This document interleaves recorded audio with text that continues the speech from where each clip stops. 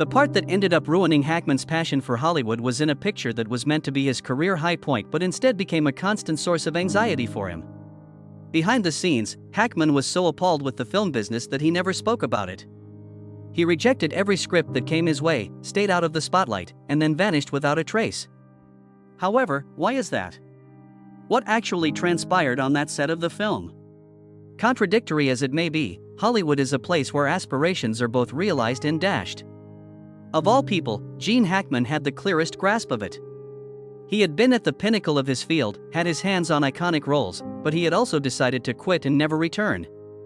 And yet, he broke his commitment for a role, an opportunity he had hoped would be the capstone to his stellar career. An entirely new character for him to portray. An enticing enough task to bring him back, even if it was only once. Hackman was cognizant that this was his final wager. Any cinephile worth their salt knows the name Gene Hackman. Between his work in Unforgiven and The French Connection, he became more than simply an actor, he became an icon. However, Hackman abruptly announced his departure from Hollywood in 2004, following the release of Welcome to Mooseport. There was no goodbye party and no in-depth interviews outlining his rationale. He vanished from the film industry as if he had never been.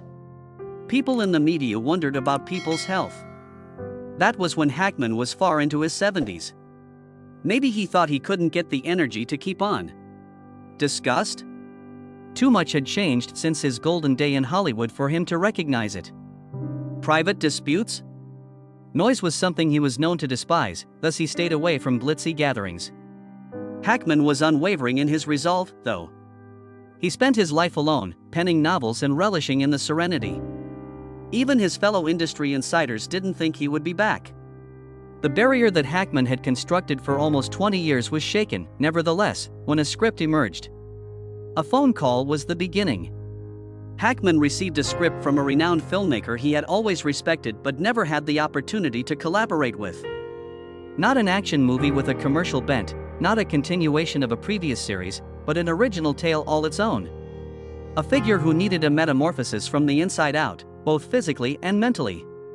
An intricate, multifaceted individual, burdened by the shadows of their history. His lasting impact may be defined by a pivotal role. It took Hackman a while to accept. He devoted weeks to studying the screenplay, thinking over each word and scene. This was more than a part, it was an expression of his feelings about the world he had left behind. After some consideration, Hackman finally consented. To him, it had to be worthwhile if he went through with it, he informed the director over the phone. This went beyond a simple confirmation. A cautionary tale. It was common knowledge among Gene Hackman's co-workers that he was a stickler for detail. Once Hackman took on a part, he gave it his all, even after a long hiatus from Hollywood. To match the role, he altered his eating habits and began training. He independently sought out information and connected with others whose experiences mirrored his own. In front of the reflection, he practiced for hours. Understanding this person's gait, speech, and reactions to his environment. The fact that Hackman was still using the same approach from his prime astounded the director and team. After nearly 20 years of retirement, no one could believe this actor was back on stage. A lot of people started to think this was the part that would put Hackman back on top, maybe even win him one last Oscar. No one could have predicted that this part would permanently turn him against Hollywood. Everyone on site felt extra special the moment Hackman put foot in the door. Nobody was willing to take a risk. Absolutely no one dared to be irresponsible. The return of a classic was greatly anticipated, and everyone hoped that this picture would be an absolute smashing success. The filmmaker had complete faith in Hackman, thinking he would elevate this character to new heights. The initial days of filming were just fantastic. When playing the role, Hackman poured himself into it, performing to the astonishment of the whole group. At first, everything was moving in the proper way, but eventually, problems started to arise. Things happened that Hackman hadn't anticipated. During his nearly 20 years of isolation, he had forgotten some realities about Hollywood. As soon as everything started to fall apart, Hackman knew this wasn't the kind of comeback he had hoped for. His hatred of Hollywood was solidified after that nightmare. Gene Hackman's view of cinema was that of an art form, not a business tool. Characters that demanded dedication and growth were the ones he consistently cast throughout his stellar career. However, he soon saw that Hollywood had changed significantly since his last visit over 20 years ago. Hackman felt an awful discomfort the instant he entered the project. A sense that the people who actually created art had lost control of the situation. Then, after only a few months, he realized he was snared in an illusion. Those in charge of the industry secretly devised this trap. They have lost interest in actors. The puppets are what they desire. At first, Hackman said yes due to the script. There was a lot of heart and depth to the narrative. A demanding position that he thought may serve as his last testament. The producers, however, began to contact us at that point. A few things require our attention. The target demographic for this character should be younger people. A little too serious for this situation. We need to make it more playful. First, Hackman made an effort to remain calm. The essence of the film, the plot and characters, remained intact, even though he understood Hollywood had changed. But no. The plot would shift weekly. Moments that were crucial were omitted and philosophical debates were substituted with fun, easy-to-understand sentences. Over time, the film morphed into something entirely new. What, more specifically, infuriated Hackman the most? His own individuality had slipped through his fingers. From William Friedkin, The French Connection, to Clint Eastwood, Unforgiven, Hackman had collaborated with some of the best directors of all time. Those who valued art more than anything else battled for what they believed in. However, he now understood that the director could not dictate every detail. Those in charge were the producers. The marketing campaign, the actors, and the screenplay were all within their control. Art was unimportant to them. Their sole concern was with the formula, namely how to maximize the film's financial success. Instead of doing what he felt was appropriate for the character, they coerced Hackman into acting their way. As a result, the filmmaker was compelled to cut crucial moments, transforming them into bite-sized pieces that the audience can enjoy.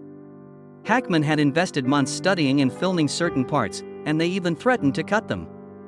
"This is not about you," was the response Hackman got when he complained. The market is the subject here. The Hollywood Hackman had lost all knowledge of this.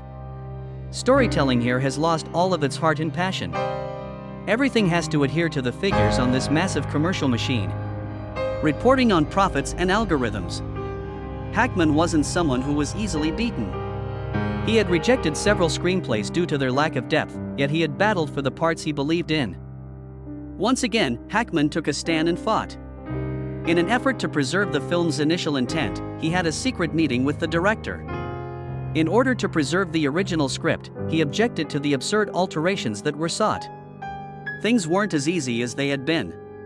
Compared to the 1970s and 1980s, Hollywood in 2020 was very different. There was a marked decline in Hackman's authority. The producers had signed contracts for $100 million, and he had no choice but to comply. The marketing strategies had already been established before filming ever began, and he had no power to alter them. Worst of all, he was powerless against a system designed to eradicate individuals who choose creativity before business, much like him.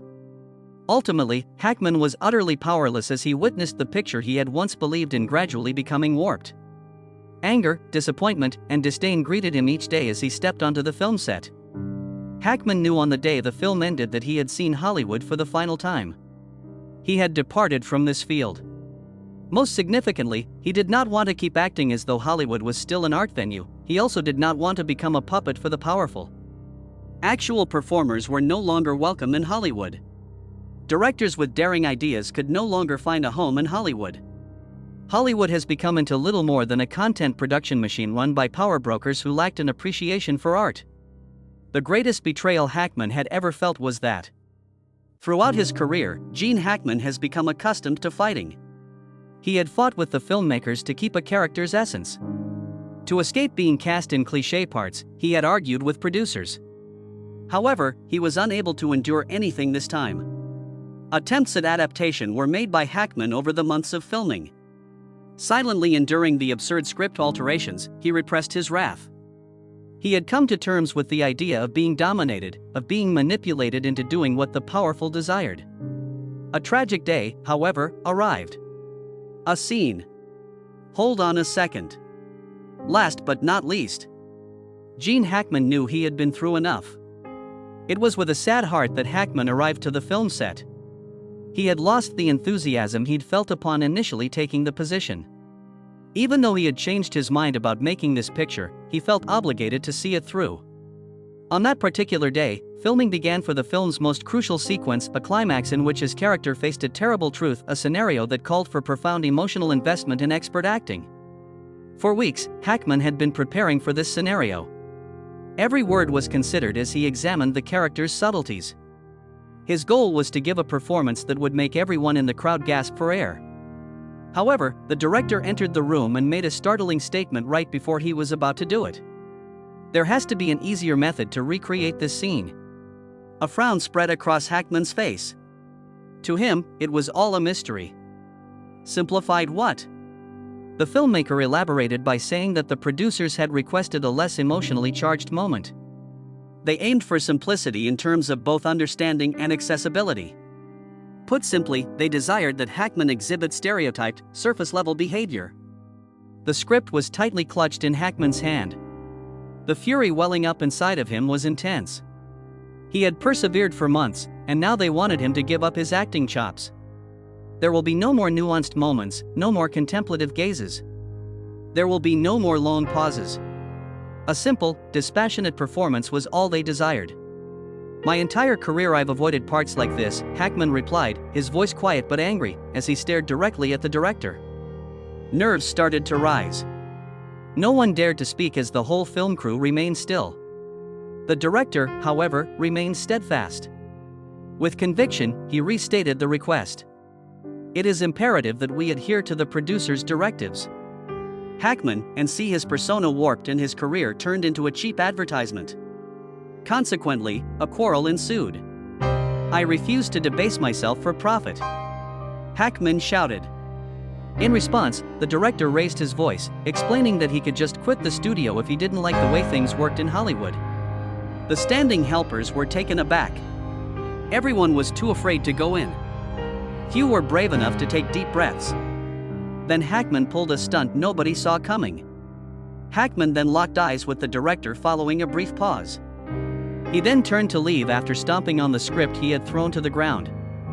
However, he retreated to his seat, gave the director and the producers a sidelong glance, and declared, "I'm done," before he departed the set. This isn't a performance. This is awful. Silence fell. Although everyone was aware that Gene Hackman had formally abandoned his Hollywood career, none dared to stop him. Hollywood was rocked after that day. The press were inundated with news of Hackman's departure from the picture. Although they were afraid to speak out, the other performers were quietly behind him. Despite producers' best efforts to conceal the incident, everyone could tell that Hackman had finally snapped. The picture was finished at last.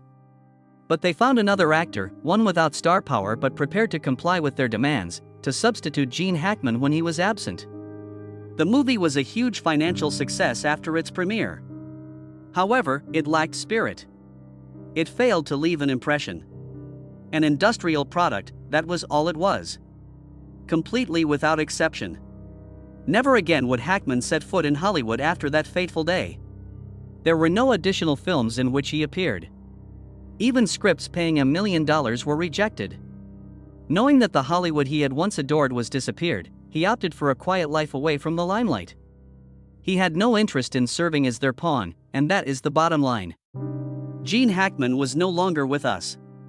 Hollywood will never forgive Gene Hackman, even if he departed the set that day as a legend. He had the guts to challenge the status quo of the industry. He mustered the courage to confront the powerful, those whose decisions may have an impact on innumerable stars. And such individuals are never forgiven or forgotten by Hollywood. They used to think he was the best actor of all time and sing his praises. They removed his name from the movie today, though. They succeeded in making people forget he ever existed. They changed his character in the tale, making him seem like a villain instead of a hero. In times of crisis, they sing your praises. If they don't want you, they remove you. It was then that Gene Hackman realized Hollywood had never embraced someone for who they really were. All they did was take advantage of others. Hackman went from being a star in a film to becoming a byproduct of a product where he had no role whatsoever. An entirely new trailer including no moments involving Hackman was created for the film. All advertisements did not include his name anymore. Hackman was completely left out of the promotional materials for the film. It was a calculated attempt to forget.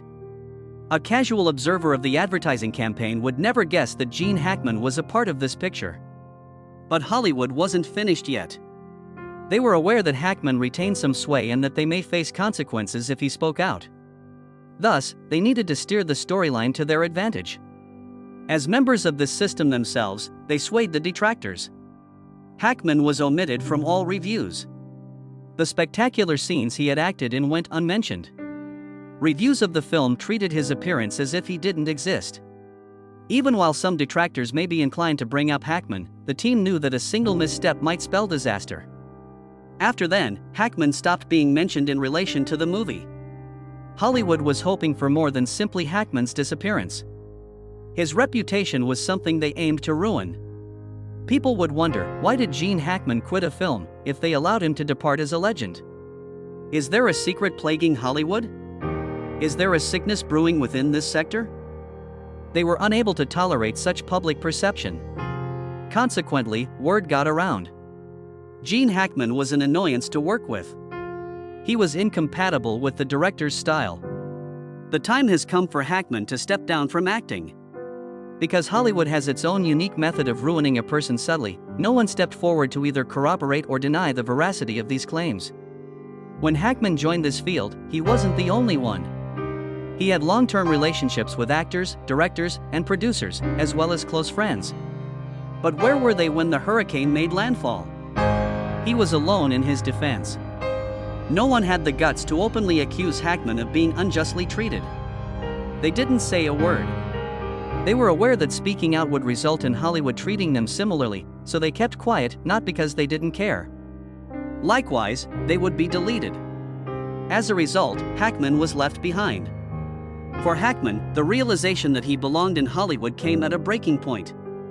As he sat in his living room one day, he decided to switch on the TV. On the small screen, he had an interview with the film's director. The retention of Hackman's most pivotal sequence in the film was news to him. However, the filmmaker made no reference to Hackman at all when questioned about that moment. The production crew had done an excellent job, he said. He gushed at the performer's commitment. However, the name of Gene Hackman remained unsaid. Although Hackman let out a giggle, it was devoid of mirth. At last, it clicked. Taking his name out of the picture wasn't their only goal. His erasure from Hollywood annals was their goal. At one point in his career, Gene Hackman was among the world's top actors. It was a privilege to have him. Esteemed, lauded, but rendered anonymous just for the audacity to challenge the established order. Despite the film's massive box office success, no one ever mentioned that Hackman was an actor in it. Hollywood decided they didn't need him anymore and eliminated him, even though he had been a legend. Gene Hackman was quite picky about the parts he played. His last role ought to have been a masterwork, yet all of his films contributed to the legacy he hoped to leave behind. He lost it when Hollywood took it. After a lengthy period away from Hollywood, Hackman felt a rush of excitement the moment he got the screenplay in his hands. Not content to be a mere commercial, the narrative delves into the complexities of human nature, societal decline, and universal ideals. Not a flawless hero, but a broken man ripped apart by his own transgressions and the events of his past, that was the figure he was supposed to portray. Hackman thought it was fantastic. A film it was not. With this part, he could finally cement his place in cinematic history and leave a lasting impression. Because of that, he consented. His worst error occurred at that very moment. Something horrifying occurred to Hackman at the very beginning of production. The arts were disregarded by Hollywood. Money, the market, and profit-guaranteeing algorithms were their main concerns. Upon reviewing the script, they witnessed something that was deemed too intricate, deep, and demanding for the general public. In the end, they settled on making it more user-friendly and commercially viable. Psychiatrically heavy scenes were trimmed. Stereotypical action scenes took the place of the characters' most distressing times. Lessons that may have been valuable were twisted into tired clichés. As the picture deteriorated into a poor commercial product, Hackman saw the script he liked in the beginning go away. At that moment, it hit him, they were never going for perfection. Making a commercially successful picture was their only goal. At one point, Hackman's persona was an actual person, a man struggling with his own suffering, seeking atonement, and plagued by his past. But when the screenplay was altered, that character lost all individuality and became a carbon copy of other cliched characters. Subtle cliché lines were substituted for situations that delved deeply into introspection. In place of scenes that would have shown the character's frailty, there were pointless action sequences. The complex moral dilemmas that the protagonist faced were boiled down to easy yes/no answers. Hackman had lost sight of the persona he had trained to play. For months, he had delved into the character's mental state, exploring his or her deepest secrets and emotional scars. The Hollywood version of this character, however, stripped him of his unique qualities. Hackman had a soft spot for one scene in the pilot screenplay. It was a moving sequence in which his character confronted his life-altering error. Silence, a glance, and a split second when everything fell apart, no sweeping score, no dramatic lines. For weeks, Hackman had been preparing for this scenario. He had dedicated himself completely to it. Upon the conclusion of the sequence, the whole film set fell into a state of quiet. Strangely, nobody spoke up. It went without saying that this was a watershed point in Gene Hackman's career, everyone was aware of it. But by the time the movie came out, that sequence had been cut. It was sliced to death. Why? Hackman inquired of the director. When was the scene cut? They felt it was too hefty and sluggish, the director merely said. People choose something that is easier to understand. Hackman realized he had been duped at that moment. Hackman sat in the cinema at the film's debut, but he couldn't place his role in it. His world had crumbled around him. Worse yet, the film's unique qualities had been supplanted with simple, inexpensive additions, and nobody was aware that an improved version existed. It was a secret that Gene Hackman's last part had been stolen. For Gene Hackman, this was going to be the pinnacle of his acting career. Unfortunately, Hollywood stole that from him. They ruined what might have been a fantastic film by making it into a cheap advertisement. They reduced a multifaceted persona to a caricature.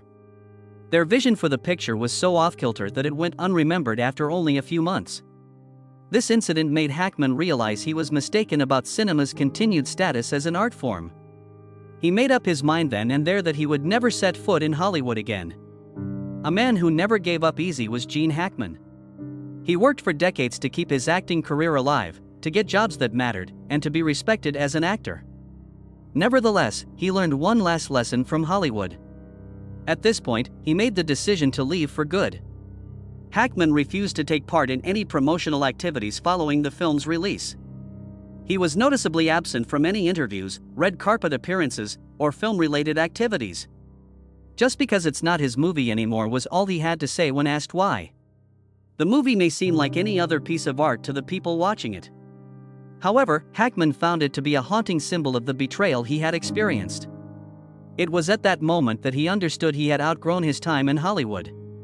The filmmakers and producers were still hoping to see Hackman in future projects long after filming had wrapped.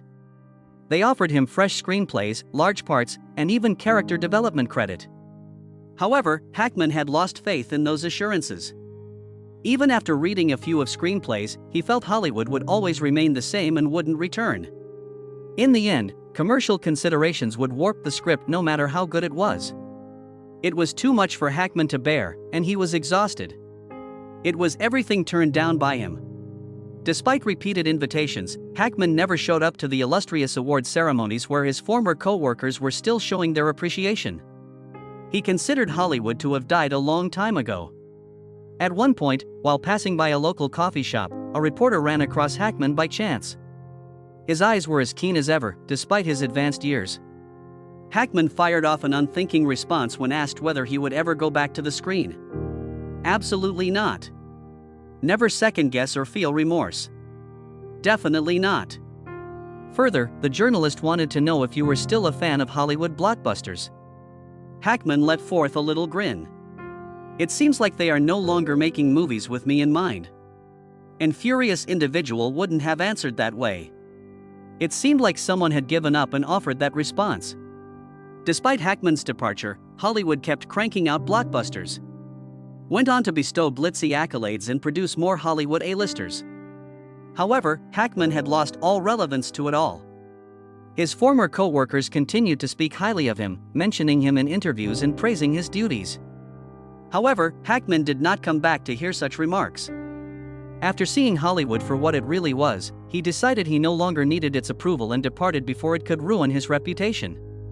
It was Gene Hackman's deepest desire that his last feature would be an artistic triumph. But instead, it served as a sobering reminder of all the reasons he couldn't keep working in this field. Hollywood twisted what should have been a career-defining role into something cheap, lifeless, and dull, ruining his career.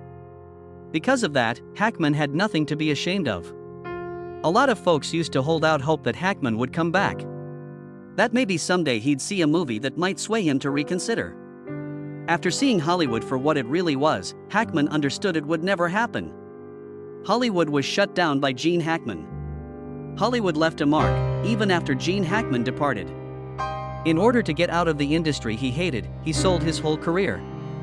Worst of all, he's far from alone. Just think of the other performers who are compelled to stay silent when faced with such a situation, especially when it affects a legend like Hackman.